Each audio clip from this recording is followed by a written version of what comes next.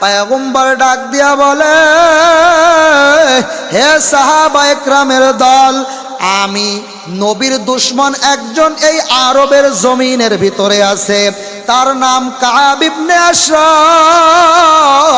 এই কাব ইবনে আশরাফকে যে পরিপূর্ণ হত্যা করতে পারবে, আমি নবী সাক্ষ্য দেই কাল কিয়ামতের ময়দানের ভিতরে আমি নবী তাকে সুপারিশ করিয়া জান্নাতে নিয়ে যাব। শুধু সুপারিশ না, আমি নিজ হাতে হাউজে কাউসারের পানি পান করাইয়া আমি তার হাত ধরিয়া ধরিয়া জান্নাতে নিয়ে যাব। মসজিদ নববীর ভিতরে সবাই নীরব হয়ে গেল। সবাই নীরব হওয়ার পর সাহাবায়ে কেরামদের ভিতরে একজন দাঁড়ায় গেল, তার নাম হচ্ছে আব্দুল্লাহ ইবনে আতিক।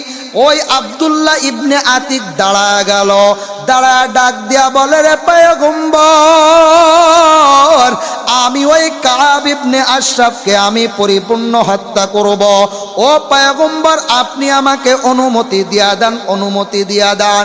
পয়গম্বর ডাক দিয়া বলে, হে আব্দুল্লাহ ইবনে আতিক, যাও, আমি তোমাকে পরিপূর্ণ আমি অনুমতি দিয়া দিলাম। কাব ইবনে আশরাফ কে হত্যা করার জন্য পরিপূর্ণ যখন হুকুম দিয়া দিল, ওই আব্দুল্লাহ ইবনে আতিক মসজিদের নববীর ভিতরে আইসা ওই পিছন দিকে আইসা মালিকের সিজদায় লুটিয়া পড়িয়া যায়।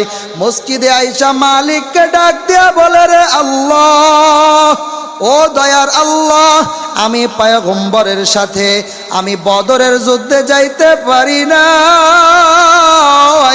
আমি ওহুদের যুদ্ধ যাইতে পারি নাই, আমি নিজে শহীদের মর্যাদাও পাই নাই, আমি গাজীর মর্যাদাও আমি পাই নাই।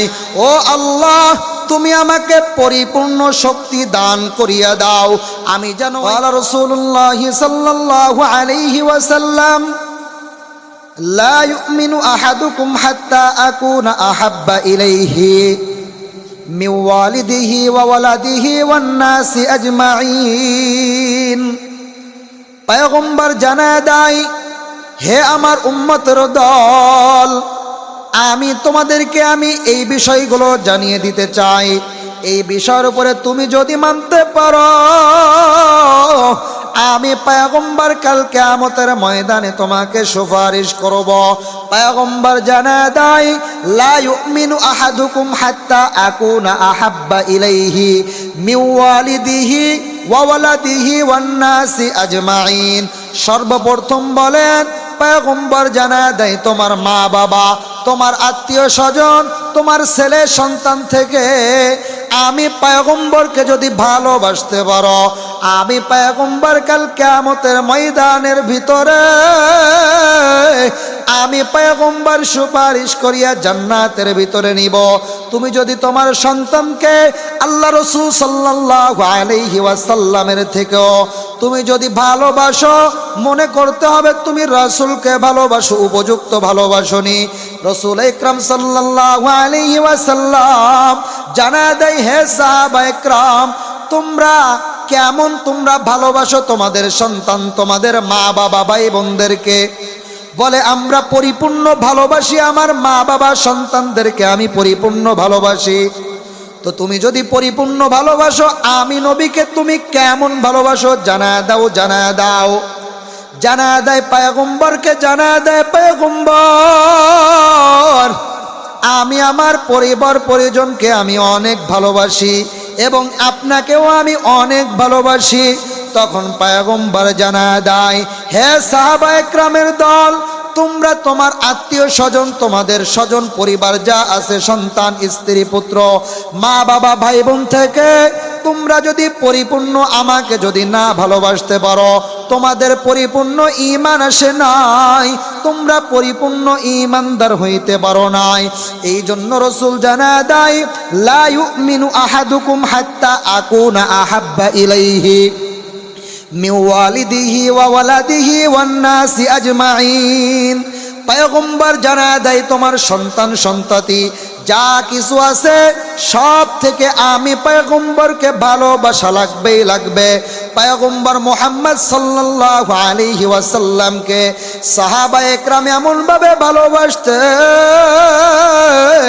যে ভালোবাসা আমি তুমি কিন্তু করতে পারবো না কখনো, কিন্তু চেষ্টা চালাইতে হবে। পয়গম্বরকে ভালোবাসার জন্য অন্তর থেকে চেষ্টা লাগাইতে হবে। পয়গম্বর মুহাম্মদ সাল্লাল্লাহু আলাইহি ওয়াসাল্লাম মসজিদের নববীর ভিতরে বৈশা আছেন। এমতো অবস্থার ভিতরে পয়গম্বর জানায়া দেয়, হে সাহাবায়ে কেরামের দল, আমি তোমাদের সামনে একটা চ্যালেঞ্জ ছুড়তে চাই। সাহাবায়ে কেরাম ডাক দিয়া বলে, পয়গম্বর আপনি কি চ্যালেঞ্জ ছুড়বেন? জানায়া দেন। পয়গম্বর ডাক দিয়া বলে, হে সাহাবায়ে কেরামের দল, আমি নবীর দুশমন একজন এই আরবের জমিনের ভিতরে আছে, তার নাম কাব ইবনে আশরাফ। এই কাব ইবনে আশরাফকে যে পরিপূর্ণ হত্যা করতে পারবে, আমি নবী সাক্ষ্য দেই কাল কিয়ামতের ময়দানের ভিতরে আমি নবী তাকে সুপারিশ করিয়া জান্নাতে নিয়ে যাব। শুধু সুপারিশ না, আমি নিজ হাতে হাউজে কাউসারের পানি পান করাইয়া আমি তার হাত ধরিয়া জান্নাতে নিয়ে যাব। মসজিদ নববীর ভিতরে সবাই নীরব হয়ে গেল। সবাই নীরব হওয়ার পর সাহাবায়ে কেরামদের ভিতরে একজন দাঁড়ায় গেল, তার নাম হচ্ছে আব্দুল্লাহ ইবনে আতিক। ওই আব্দুল্লাহ ইবনে আতিক দাঁড়ায় গেল, দাঁড়ায় ডাক দিয়া বলে, রে পয়গম্বর, আমি ওই কাব ইবনে আশরাফকে আমি পরিপূর্ণ হত্যা করব। ও পয়গম্বর, আপনি আমাকে অনুমতি দিয়া দেন।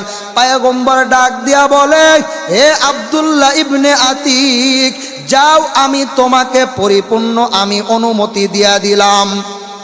কাব ইবনে আশরাফ কে হত্যা করার জন্য পরিপূর্ণ যখন হুকুম দিয়া দিল, ওই আব্দুল্লাহ ইবনে আতিক মসজিদের নববীর ভিতরে আইসা ওই পিছন দিকে আইসা মালিকের সিজদায় লুটিয়া পড়িয়া যায়। মসজিদে আইসা মালিককে ডাক দিয়া বলে, রে আল্লাহ, ও দয়ার আল্লাহ, আমি পয়গম্বরের সাথে আমি বদরের যুদ্ধে যাইতে পারি নাই, আমি উহুদের যুদ্ধ যাইতে পারি নাই, আমি নিজের শহীদের মর্যাদাও পাই নাই, আমি গাজীর মর্যাদাও আমি পাই নাই।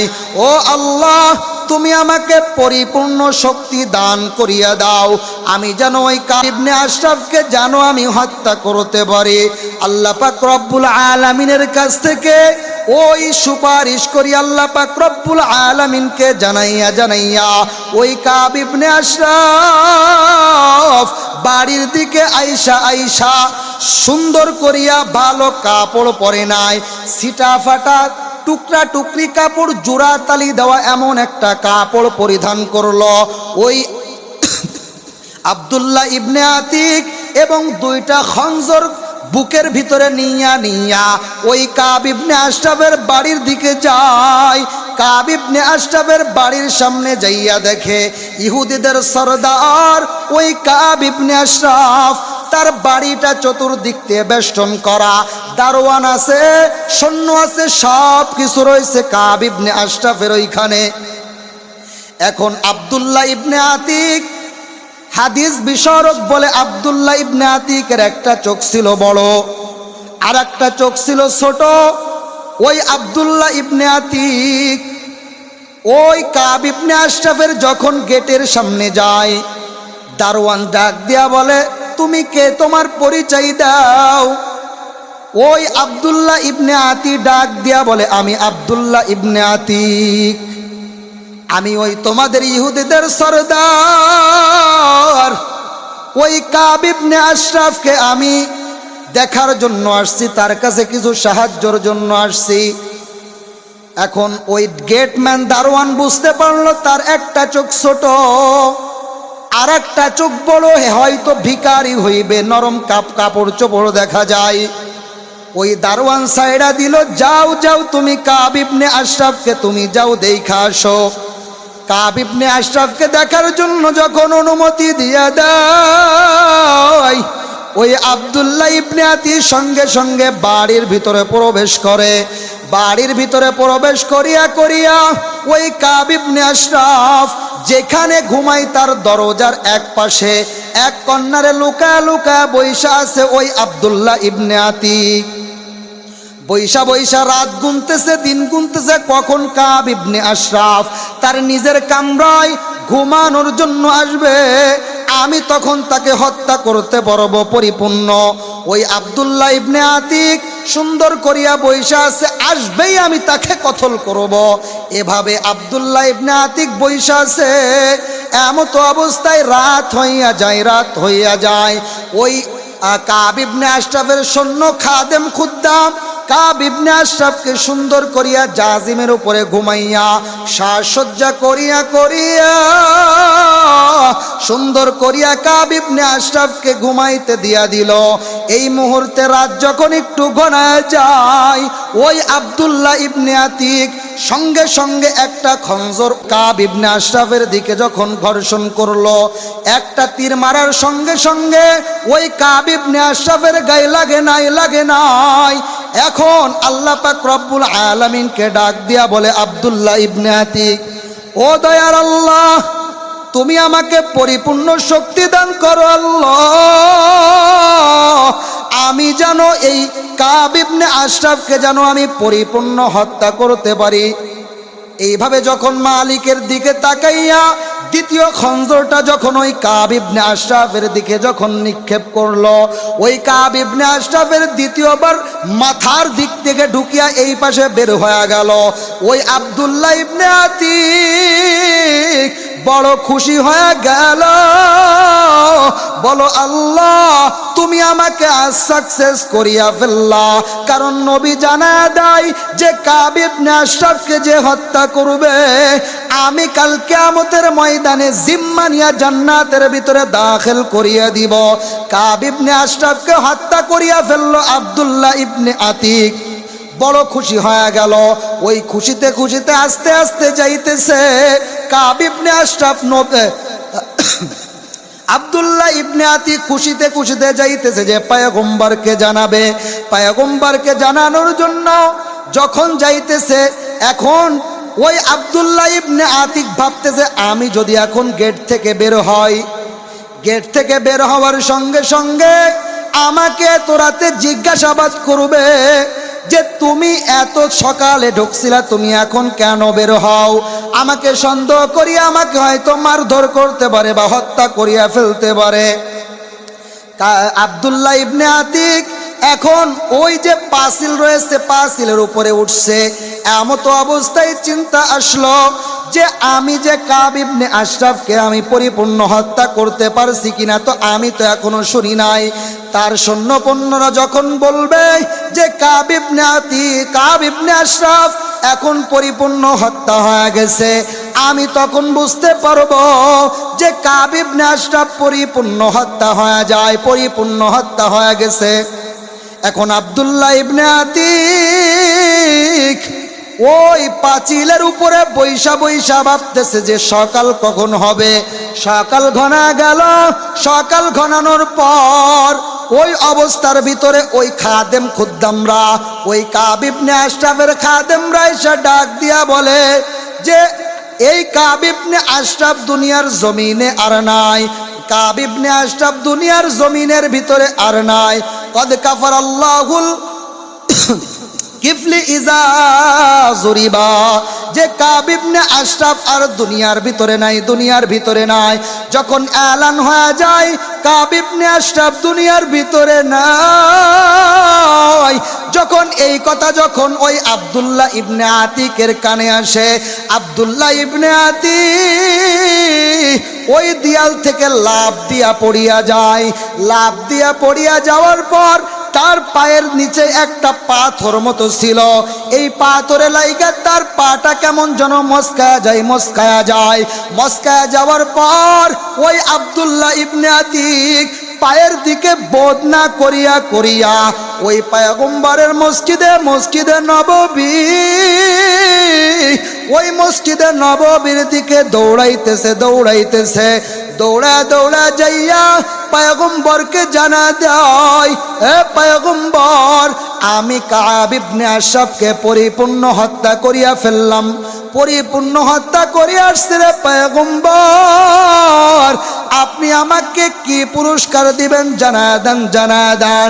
পয়গম্বর ডাক দিয়া বলে, হে আব্দুল্লাহ ইবনে আতিক, আমি তোমাকে পুরস্কার দিয়া দিলাম, কাল কিয়ামতের ময়দানে হাউজে কাউসারের পানি তোমাকে আমি পান করাইয়া আমি জান্নাতের ভিতরে দাখিল করিয়া দিব।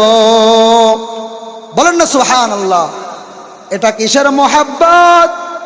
পয়গম্বরের দিকে মোহাব্বত লাগায়া ওই আব্দুল্লাহ ইবনে আতিক যাইয়া কাব ইবনে আশরাফকে হত্যা করলো।